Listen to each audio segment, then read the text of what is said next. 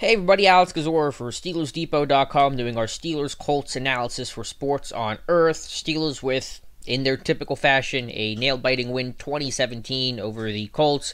Yes, the Steelers were heavy favorites in this game. Yes, the Steelers on paper are the better team, but as Steeler fans are fortunately used to, these games were never close, never blowouts. They're always close, no matter what the circumstances, especially on the road and against teams that are, quote unquote, easy teams to beat.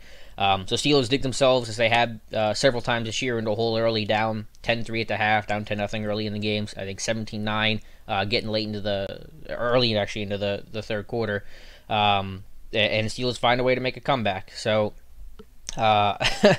it's a crazy game. Steelers lose a couple of key pieces. Joe Hayden at corner, he has a fractured fibula. Not entirely sure what his timetable is. It does not sound like he's going to miss the rest of the year, but obviously he's going to be out for an extended period of time, so Cody Sensabaugh will come in for him. Mike Mitchell had an ankle injury, had to be carted off because of that. I'm not entirely sure the update on him as things stand right now.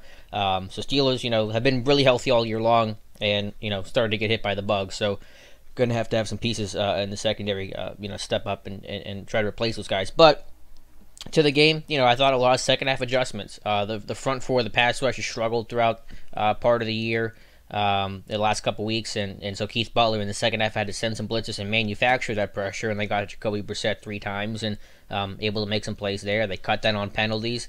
Honestly, I think a big thing was field position. Jordan Berry, the Steelers punter, hats off to him. He had his best game of the year, averaged about 50 yards a punt on 6 tries, and pinned the Colts back inside the 20 on 3 occasions, and that helped make the Colts go with a long field when the defense stepped up and got 3 and outs. It created a short field for the Steelers offense, and oh boy, did the Steelers offense need some short fields today, because the offense, again, just cannot get out of its own way. They had chances. A lot of this was self-inflicted wounds, whether there was an AB drop or a Ben, four-star interception on the second, play of the game. Chances were there. They just couldn't take advantage of it. But as the mantra kind of goes for Steelers Nation, a win is a win.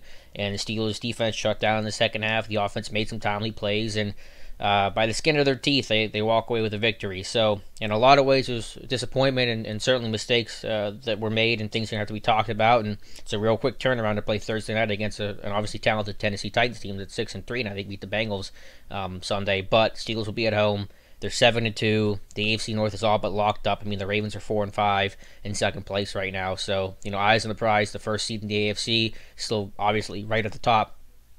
For that, so while the Steelers aren't playing their best ball, they're still coming out on top, which is kind of all you can take away. So let me know your guys' thoughts in the comment section below about Steelers, where they're at now, the win, and where they're going in the future. Can this team be a true Super Bowl contender? And any other thoughts you guys have. So thank you so much for watching, and we'll talk to you soon.